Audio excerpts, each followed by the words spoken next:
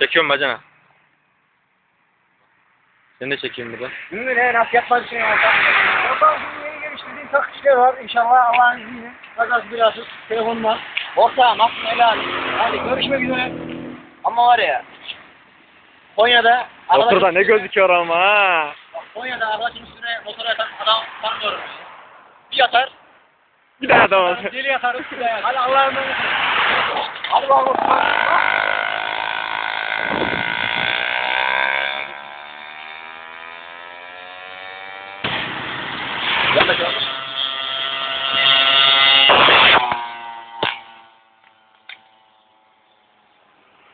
Allah belanı verir.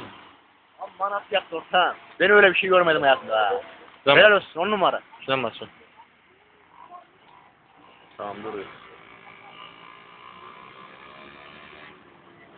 Burada şunları çekmede.